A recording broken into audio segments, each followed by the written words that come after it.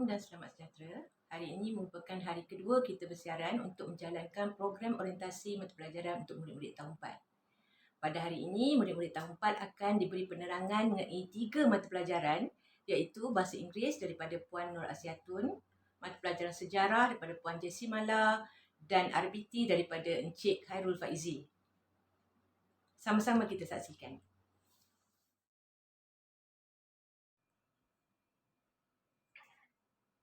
Assalamualaikum and selamat sejahtera to all of you. Okay, my name is Puan Nur Asyatun, one of your English teacher. I will teach you in 4 creative. Okay,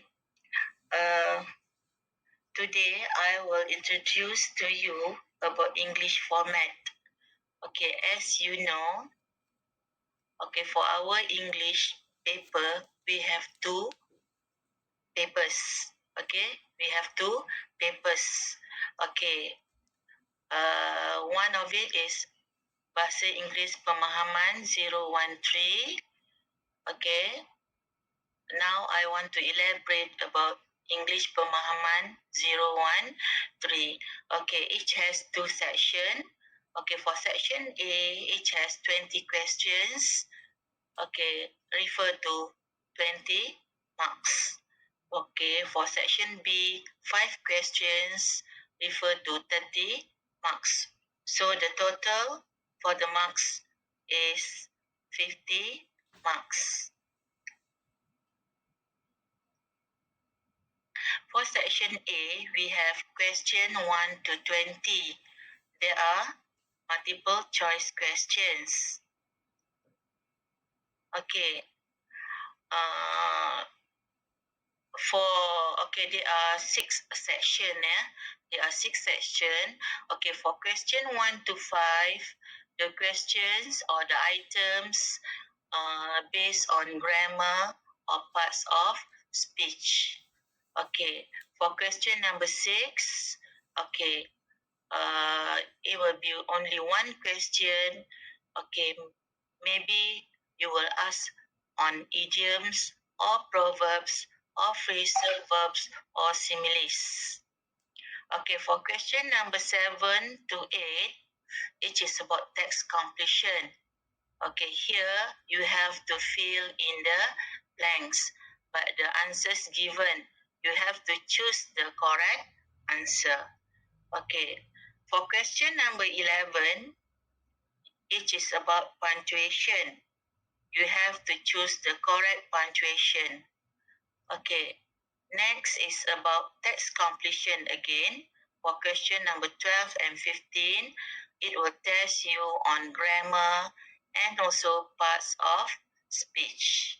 Okay, fill in the blanks, but the answers given, you have to choose the correct answer, whether they are B, A or B or C or D. Okay, for question number 16 to 20, it is comprehension. Okay, you have to read the comprehension passage, then you have to answer. Don't worry, answers given. You just have to choose the correct answer.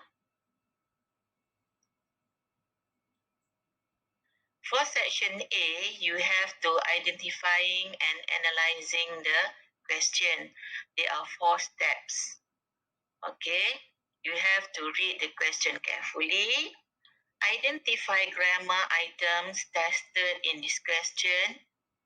Then you circle the keywords. Analyze the question and answers given. Do the distractors elimination process.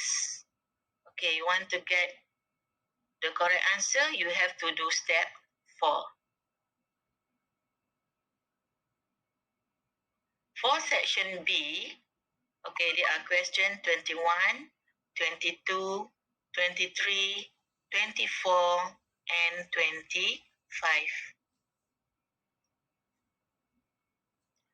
Okay, consists of 5 structure questions. Okay, for question 21, 6 marks. Okay, you will test on language function. Okay, greetings or social expression. Okay, here you have to reply.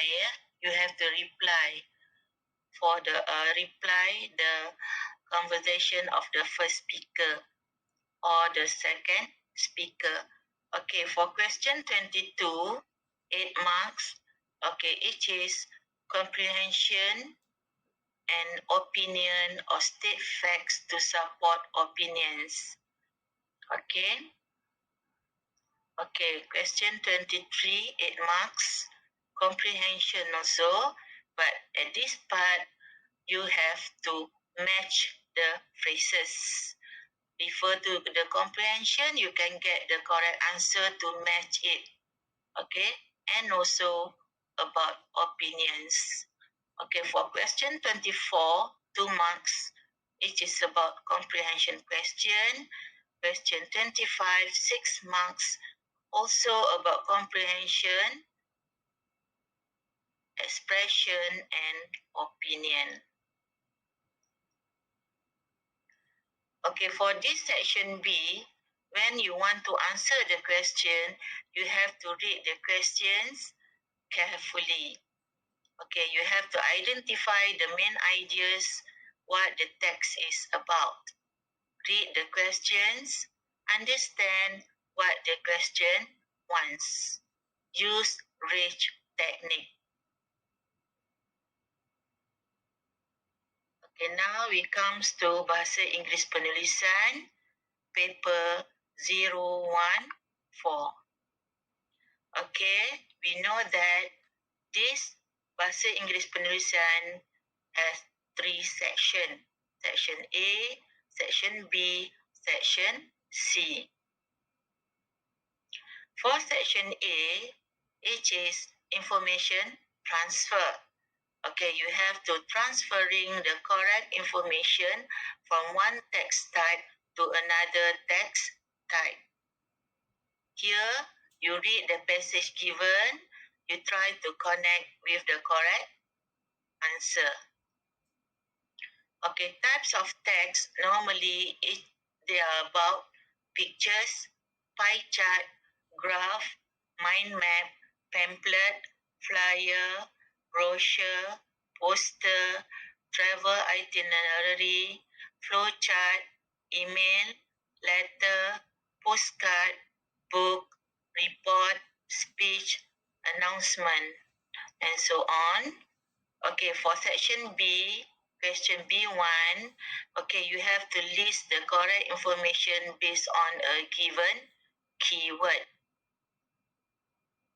For section B2, okay, you have to make a choice and give reason.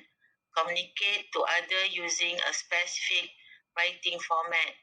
Okay, you will be asked about to write an email, formal letter, informal letter, or a short paragraph.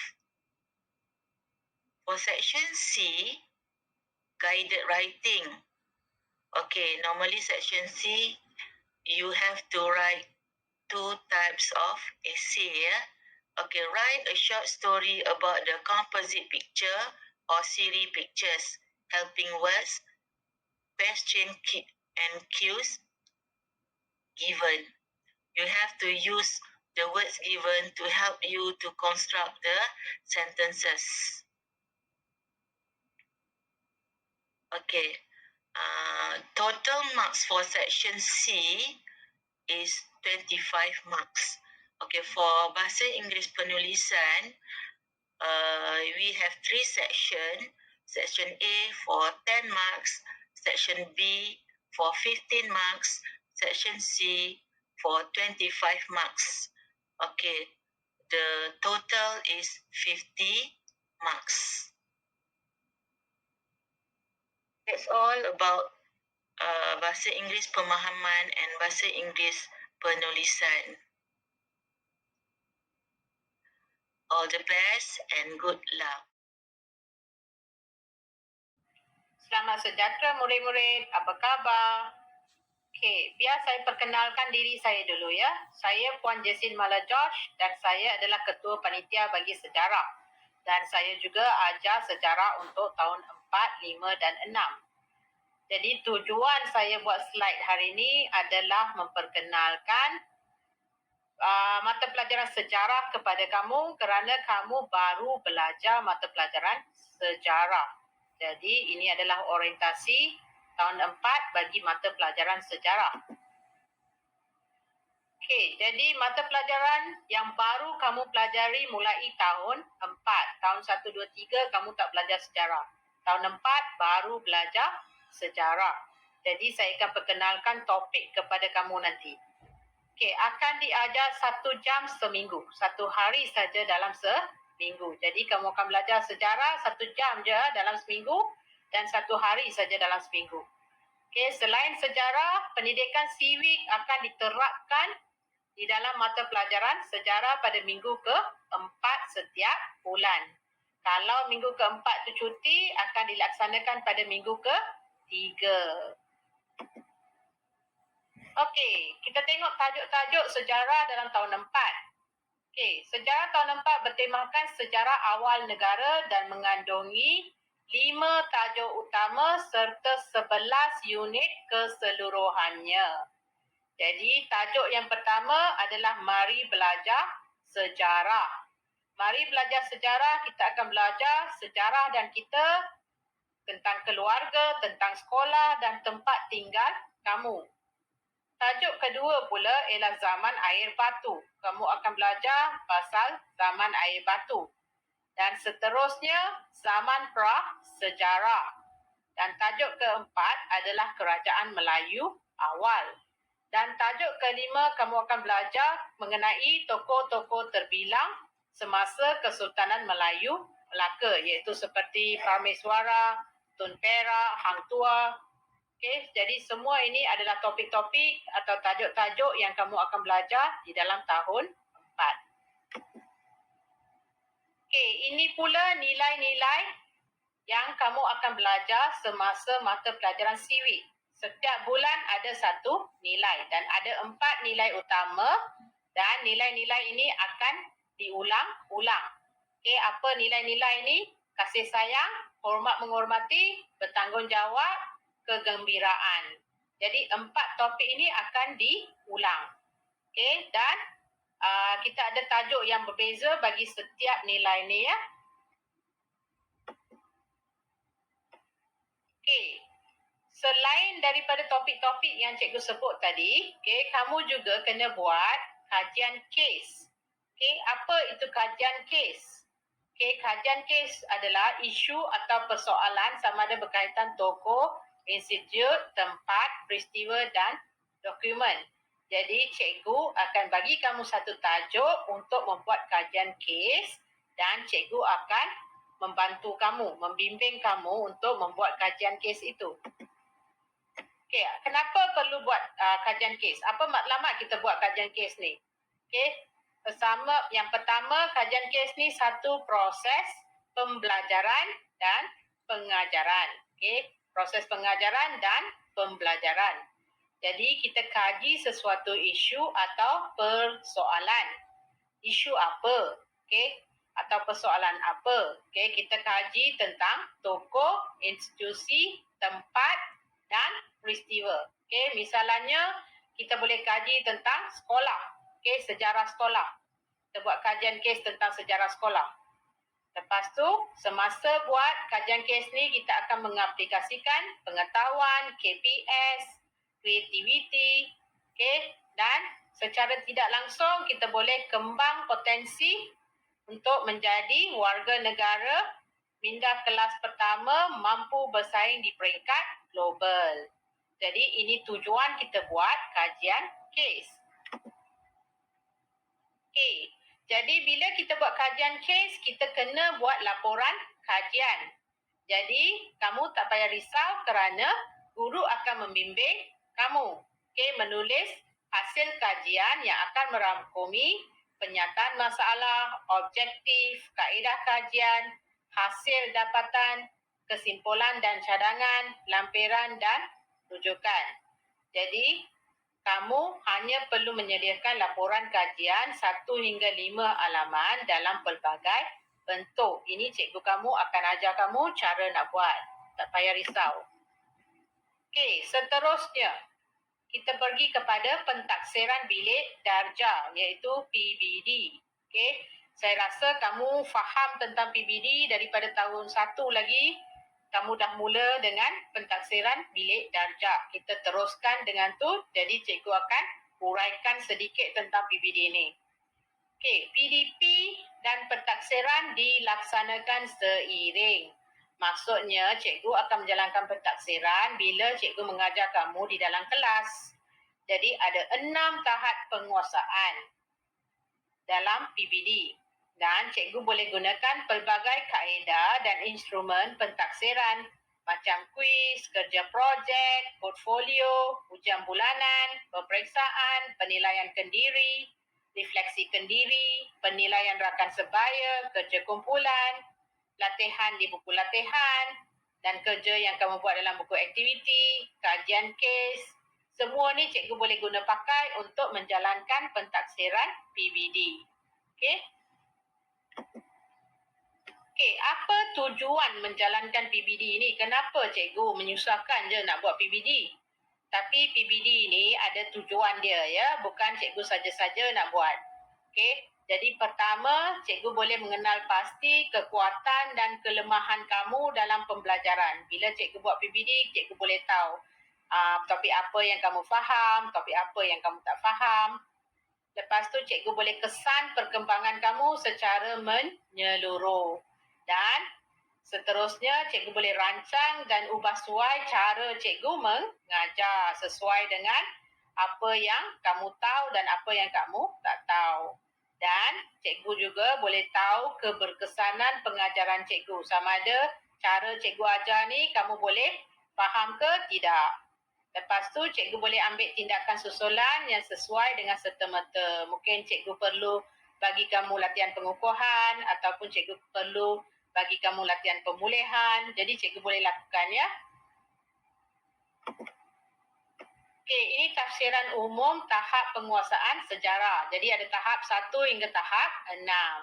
Nanti kamu baca satu per satu. Okey, pembahagian markah pula. Okey. Peperiksaan untuk sejarah hanya akan dijalankan 2 kali ya. Kita tak ada ujian bulanan ya. Kita hanya ada peperiksaan pertengahan tahun dan peperiksaan akhir tahun. Okey, peperiksaan pertengahan tahun ada bahagian A dan bahagian B. Bahagian A soalan objektif 50 markah, bahagian B soalan struktur 50 markah. Tapi peperiksaan akhir tahun ni berbeza sedikit. Bahagian A, soalan objektif dia 40 markah. Bahagian B pun 40 markah. Dan kajian kes yang cikgu kata tadi akan menyumbang 20 markah ke dalam peperiksaan akhir tahun. Jadi kamu perlu buat kajian kes tu betul-betul untuk mendapat 20 markah itu. Faham? Okey. Itu sahaja daripada saya. Okey, kalau kamu ada apa-apa soalan, kamu boleh WhatsApp saya. Saya jawab untuk kamu ya. Okey, sekian saja. Terima kasih. Assalamualaikum warahmatullahi wabarakatuh dan selamat sejahtera. Cikgu ialah Khairul Faizi bin Abdul Hadi, merupakan guru reka bentuk dan teknologi bagi tahun 4. Pada tahun ini, tahun 2021, kita akan mempelajari mata pelajaran reka bentuk dan teknologi yang mana mempunyai beberapa bahagian penting yang perlu cikgu sampaikan. Ya. Yang pertama, kita lihat dulu apakah matlamat RBT atau reka bentuk dan teknologi. RBT bermatlamat melahirkan murid yang berpengetahuan, menguasai kemahiran asas dalam reka bentuk dan membolehkan mengaplikasikan teknologi asas, mengamalkan asas keusahawanan serta mempunyai nilai dan sikap yang positif ke arah bentuk murid yang kompetitif, kritis, kreatif dan inovatif. Seterusnya kita akan lihat kepada objektif RBT, yang mana objektif ni bertujuan membolehkan murid mencapai 7 objektif yang penting.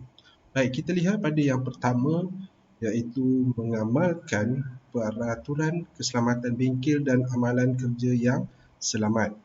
Seterusnya yang kedua, mempunyai kesedaran terhadap perkembangan reka bentuk pembangunan produk sesuai dengan keperluan perubahan dalam kehidupan. Yang ketiga, mengaplikasikan kemahiran menggunakan peralatan dan bahan yang sesuai dalam menghasilkan sesuatu produk. Yang keempat, menghasilkan reka bentuk serta produk berkonsepkan teknologi hijau, mesra pengguna, kos yang efisien melalui proses reka bentuk yang menggunakan teknologi. Objektif yang kelima pula ialah mengadaptasi teknologi maklumat dan komunikasi dalam reka bentuk. Yang keenam, mengaplikasi asas keusahawanan. Dan yang terakhir sekali, yang ketujuh, mengamalkan sikap dan nilai murni serta berintegriti. Seterusnya kita lihat kepada fokus. Fokus RBT. Ianya memberi fokus kepada 4 domain. Yang pertama, apresiasi reka bentuk. Yang kedua, aplikasi teknologi. Yang ketiga, pembuatan produk. Yang keempat, penilaian reka bentuk produk. Murid boleh mengaplikasi pengetahuan dan kemahiran melalui aktiviti reka bentuk dan menghasilkan produk yang bermakna. Seterusnya kita lihat kepada domain dalam RBT tadi. Yang pertama, apresiasi reka bentuk, iaitu menghayati dan menghargai sesuatu reka bentuk di sekeliling untuk tujuan penambahbaikan reka bentuk atau membuat reka bentuk baru yang lebih murah, yang lebih baik dan cekap. Yang kedua, aplikasi teknologi, mempelajari dan mengaplikasikan teknologi dalam reka bentuk yang merangkumi pelbagai disiplin ilmu.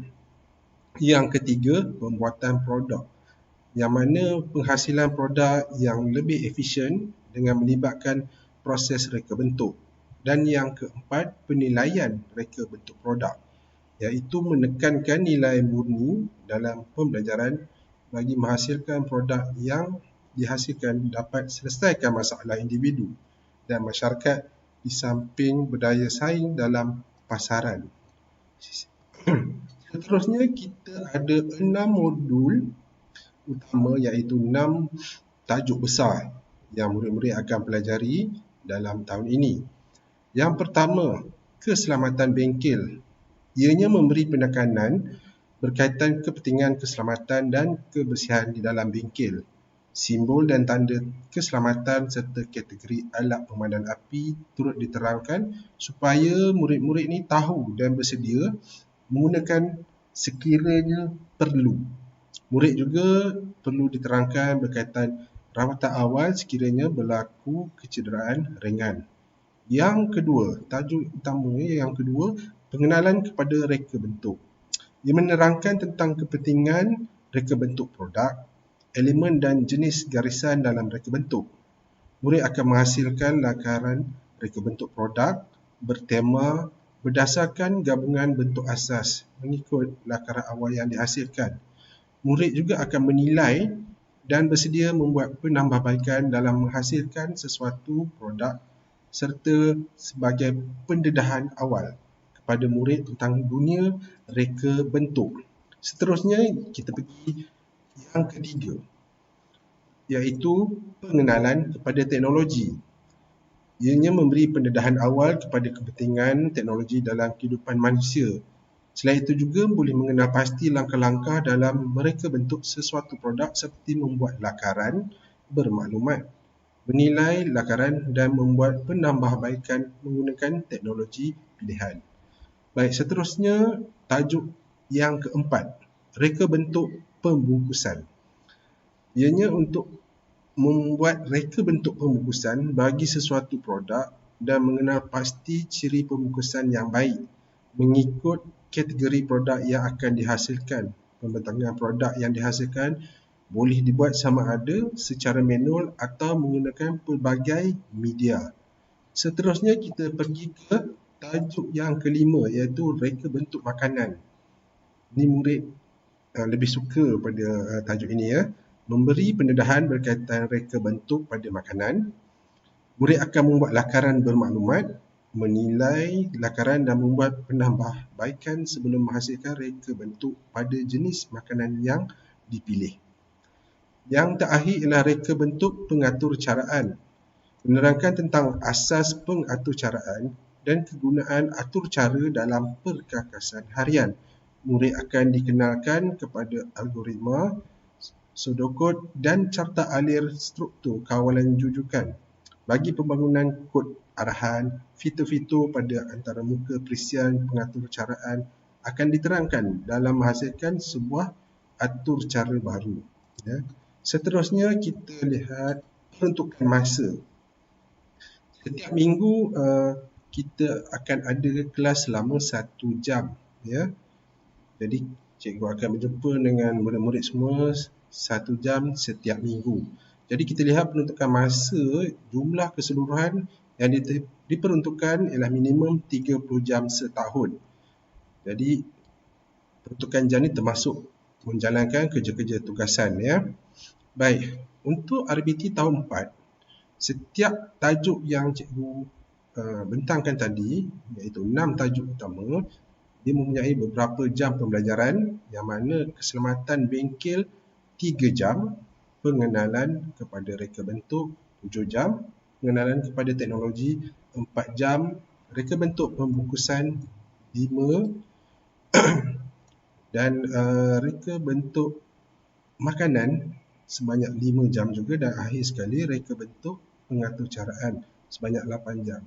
Jadi jumlah jam setahun ialah 32 jam. Jadi cikgu rasa setakat itu saja pembentangan cikgu. Cikgu harap apabila sekolah dibuka nanti kita akan sama-sama belajar dengan lebih baik dan lebih berfokus. Dan ini melibatkan hands on ya, peralatan yang boleh kita buat di bengkel ya. Jadi cikgu rasa itu saja. Sekian, terima kasih. Assalamualaikum warahmatullahi wabarakatuh. Terima kasih.